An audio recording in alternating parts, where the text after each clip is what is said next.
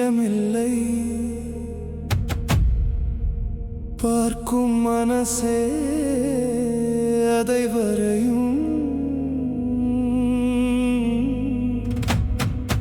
நம்பிய கதையே வாழ்க்கையாகும் உன்னை நம்பு விதியும் மாறும் மௌனத்தில் நீ கரைந்தால் உன் தேர்வு உலகை மாற்றும் நீதான் அந்த மாற்றம் நீ மாறினால் உலகம் மாறும்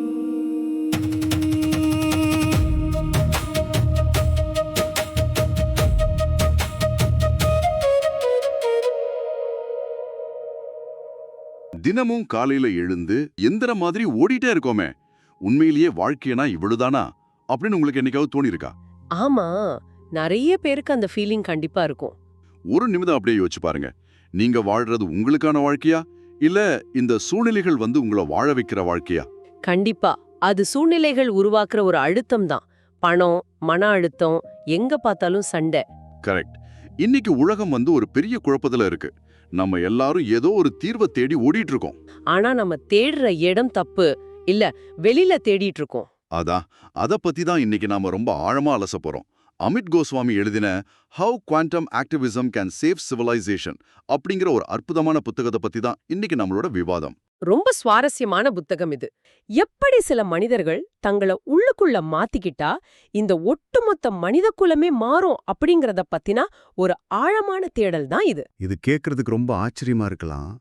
அதாவது நான் மாறினா உலகம் மாறும் அப்படிங்கிறது ஏதோ ஒரு மேடை பேச்சோ இல்ல வெறும் தத்துவமோ கிடையாது.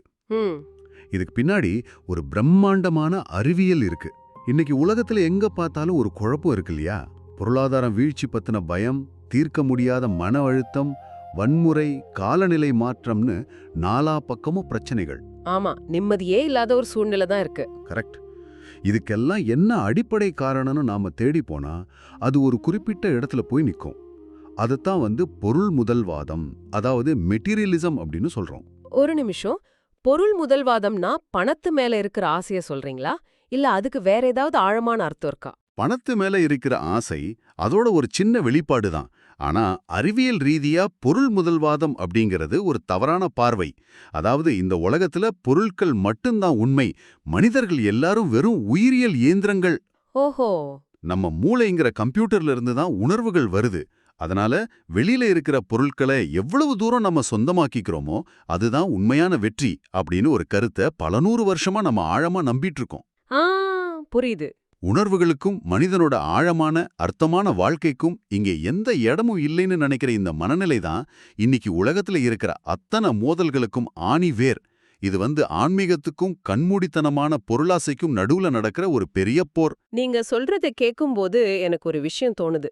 இந்த மெட்டீரியலிசம் அப்படிங்கிற பார்வை எப்படி இருக்குன்னா, ஒரு ட்ரெட்மில் மேல நின்னுட்டு மூச்சு வாங்க வேகமா ஓடிட்டு இருக்கோம்.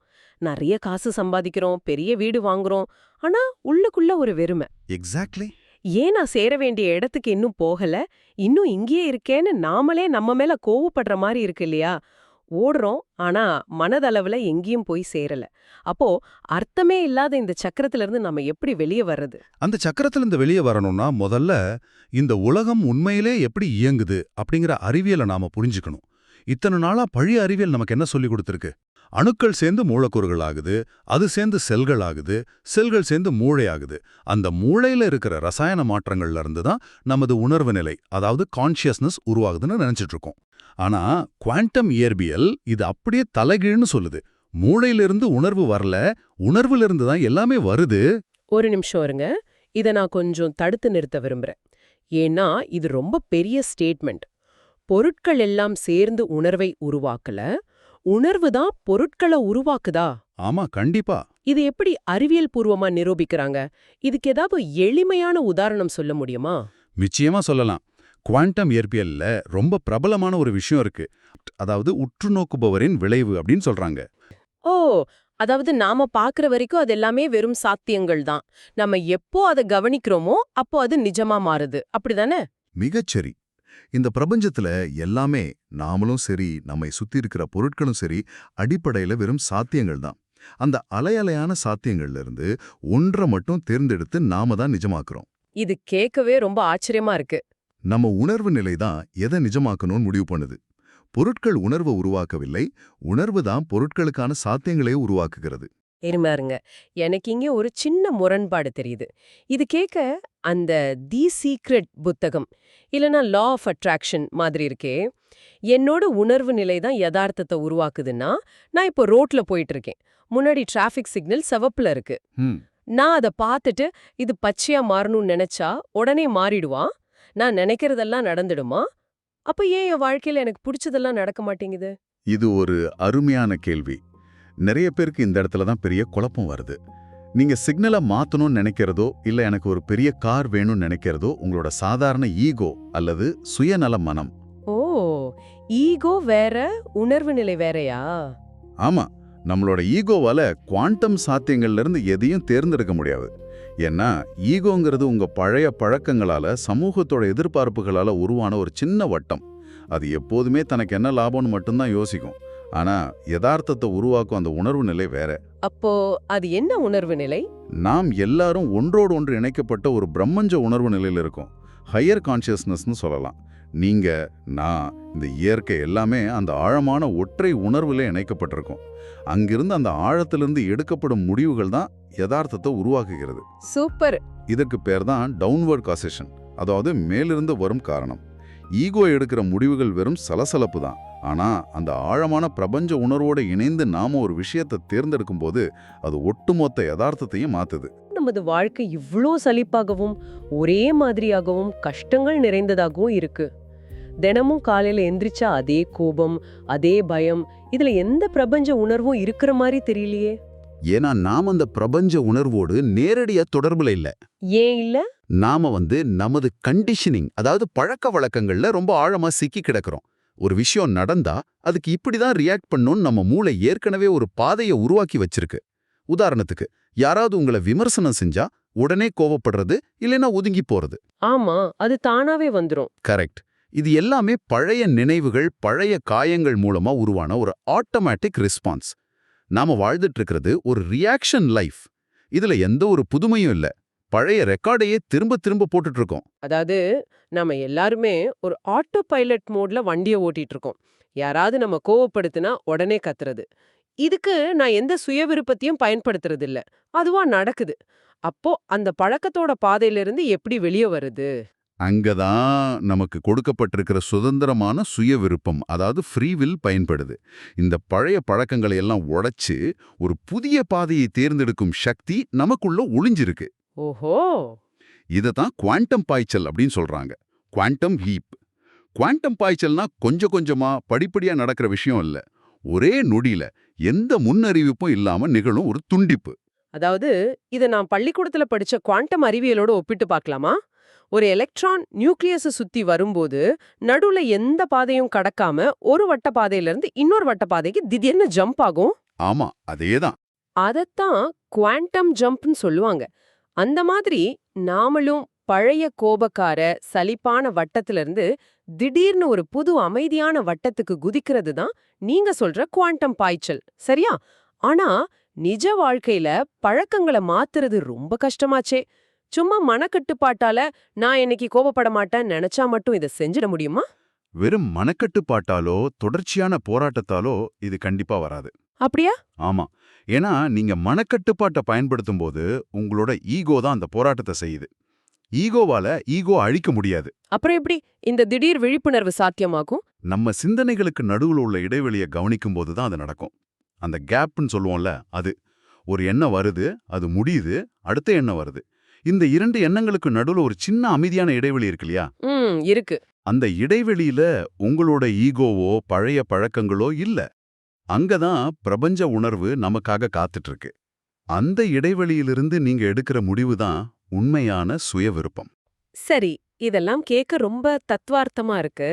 ஒரு சாதாரண மனிதர் காலையில எழுந்து வேலைக்கு போய் இஎம்ஐ கட்டி குழந்தைங்கள பள்ளிக்கூடத்துக்கு அனுப்புற ஒருத்தர் தன்னோட அன்றாட வாழ்வியல்ல இந்த இடைவெளி எப்படி பிடிப்பார்?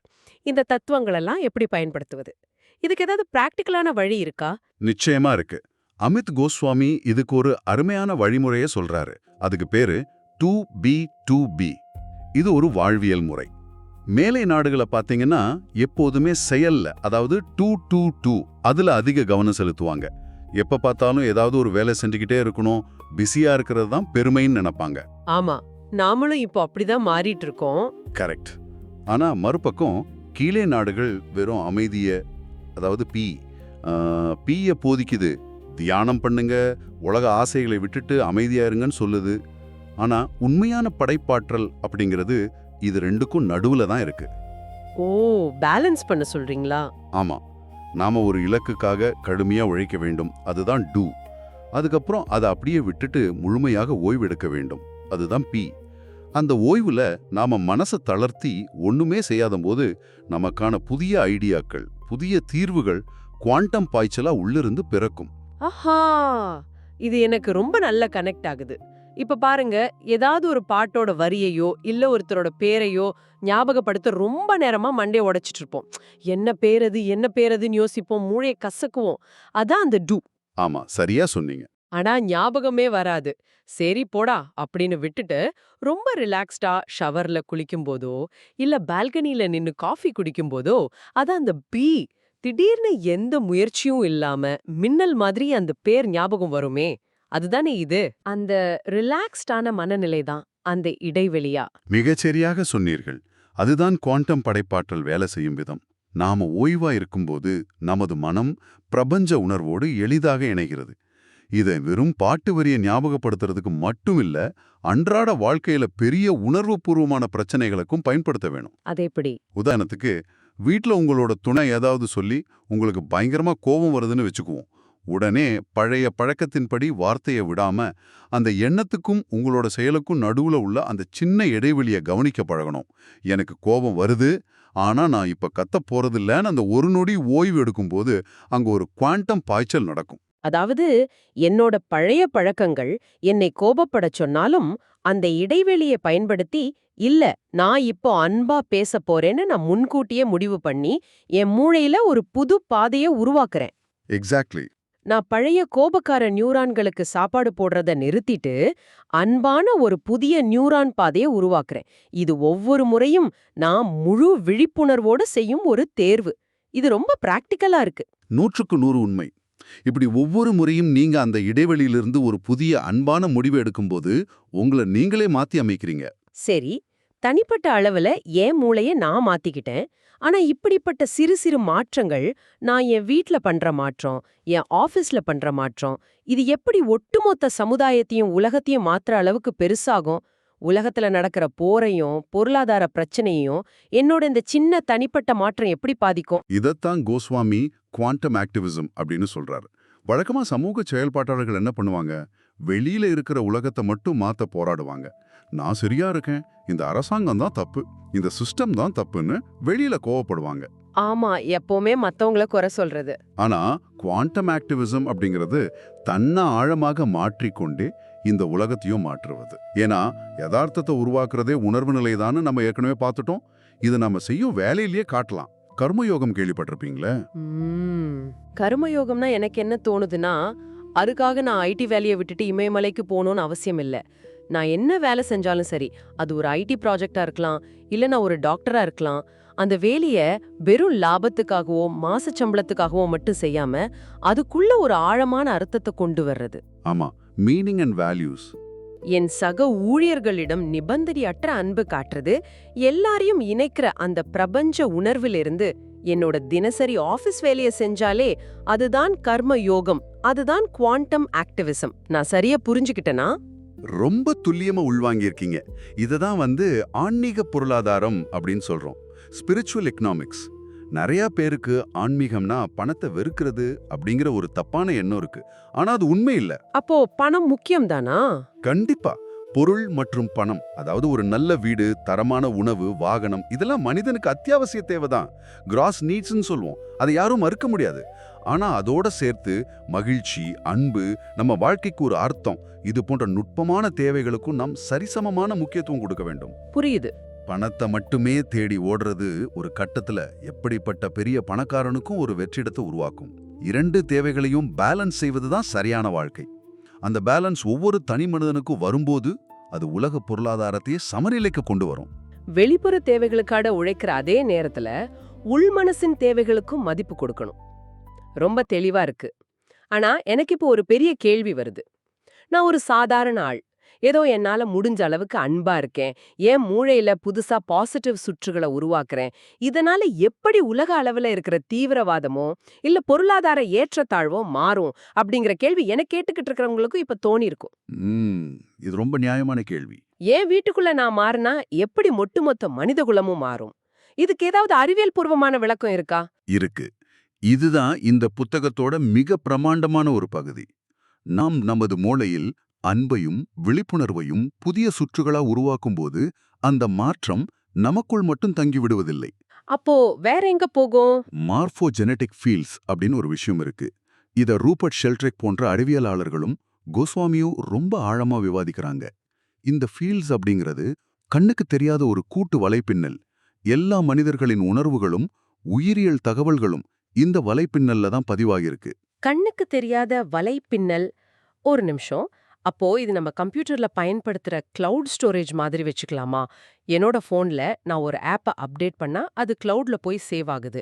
அதுக்கப்புறம் அதே அக்கவுண்ட்ல இருக்கிற எல்லா டிவைஸ்லயும் அந்த அப்டேட் வந்துடுது. அந்த மாதிரி நாம நம்ம மூளையில அன்பான ஒரு புதிய அப்டேட்டை பண்ணா அது அந்த மார்ஃபோஜெனடிக் ஃபீல்ட்ஸ் மூலமா ஒட்டுமொத்த மனிதகுலத்தோட கிளவுட்லயும் ஏறிடுமா? மிகச்சரியான உதாரணம். சூப்பரா சொன்னீங்க. இது உணர்வுகளுக்கான ஒரு கூட்டு கிளவுட் ஸ்டோரேஜ் தான். ஒரு சில மனிதர்கள், அதாவது உலக மக்கள் தொகையில ஒரு சிறிய சதவிகித மக்கள் ஆழமாக தங்களை மாற்றிக்கொண்டு அன்பின் சுற்றுகளை தங்கள் மூளையில் வலிமையாக திரும்ப திரும்ப உருவாக்கினால் போதும், ஓஹோ, அது அந்த மார்ஃபோஜெனடிக் ஃபீல்ட்ஸ் மூலமாக மனித குலத்தின் ஒட்டுமொத்த உணர்வு நிலைக்கும் பரவும். இது தொடர்ச்சியா நடக்கும்போது ஒரு கட்டத்துல அது மனித குலத்தோட மரபணுவிலேயே ஒரு மாற்றத்தை கொண்டு வரும். எதிர்காலத்துல வரப்போற தலைமுறைகள் பிறக்கும்போதே அந்த அன்பின் தன்மையோடும் புதிய விழிப்புணர்வோடும் இயல்பாகவே பிறப்பார்கள். ஒருத்தர் அடிச்சுக்கிறதும் அளவுக்கு அதிகமா பொருளாசையில் அலையிறதும் அவங்களுக்கு தேவையற்றதாக, இயற்கைக்கு முரணானதாக மாறிவிடும். நீங்க சொல்றது உண்மையிலேயே ரொம்ப ஆழமான ஒரு விஷயம். இது உள்வாங்கும்போது ஒரு மிகப்பெரிய பொறுப்புணர்ச்சி தோணுது. தனிப்பட்ட மனிதர்களா நாம எடுக்கிற முடிவுகளுக்கும் நம்மளோட தனிப்பட்ட எண்ணங்களுக்கும் இவ்ளோ பெரிய சக்தி இருக்குன்னா, என் வீட்டுக்குள்ள யாருக்கும் தெரியாம நான் படுற கோவமோ இல்ல நான் காட்டுற அன்போ தனிமையானது கிடையாது. கண்டிப்பா கிடையாது. என்னோட ஒவ்வொரு உணர்வும் ஒட்டுமொத்த மனித குலத்தோட வலைப்பின்னலையும் பாதிச்சிட்டு இருக்கு. வர்ற தலைமுறையே மாத்த முடியும் அப்படிங்கறது நினைக்கவே ரொம்ப பிரம்மாண்டமா இருக்கு. ஆமாம், அதனாலதான் சொல்றேன், நாம யாருமே அற்பமானவங்க இல்ல. இந்த பிரபஞ்சத்தோட பார்வையில ஒவ்வொரு மனுஷனும் முக்கியமானவன். நம்மளோட ஒவ்வொரு தேர்வும், அந்த இடைவெளியில நாம் எடுக்கிற ஒவ்வொரு முடிவும் இந்த உலகத்தோட பரிணாம வளர்ச்சிய அமைதியா வடிவமைச்சுக்கிட்டு இருக்கு. ரொம்ப ரொம்ப ஆழமான ஒரு பயணம் இது. இன்னைக்கு எக்கச்சக்கமான விஷயங்களை நம்ம பேசிட்டோம். பொருள் முதல்வாதம் எப்படி நம்மள ஒரு இயந்திரமா மாத்தி வெறும் பொருட்களை தேடி ஓட வச்சிருக்குன்னு பார்த்தோம். ஆனா குவாண்டம் இயற்பியல் மூலமா நாம எல்லாரும் ஒரே பிரபஞ்ச உணர்வோட இணைக்கப்பட்டிருக்கும்னு, நமக்கான யதார்த்தத்தை நாம தான் உருவாக்குறோம்னு தெரிஞ்சுக்கிட்டோம். ஆமா. அதுக்கப்புறம் பழைய பழக்கங்கள்ல இருந்து விடுபட்டு எண்ணங்களுக்கு நடுவுல இருக்கிற அந்த இடைவெளியை பயன்படுத்தி ஒரு குவாண்டம் பாய்ச்சல் மூலமா புதிய பாதையை தேர்ந்தெடுக்க முடியும்னு பார்த்தோம். குறிப்பா அந்த 2B ஃபார்முலா, ஓய்வின் மூலமா படைப்பாற்றலை வெளிக்கொண்டு வர்றது, அப்புறம் கர்ம யோகம், ஆன்மீக பொருளாதாரம்னு வாழ்க்கையை எப்படி பேலன்ஸ் பண்றதுன்னு ஆழமா புரிஞ்சுக்கிட்டோம். நிச்சயமா இதெல்லாம் ஏதோ ஆய்வகங்கள்ல இருக்கிற விஞ்ஞானிகளுக்கோ இல்ல காட்டுக்குள்ள இருக்கிற முனிவர்களுக்கோ மட்டும் சொந்தமான விஷயங்கள் இல்ல. நாம் ஒவ்வொருவரும் ஒரு குவாண்டம் ஆக்டிவிஸ்டாக மாற வேண்டிய நேரம் இது.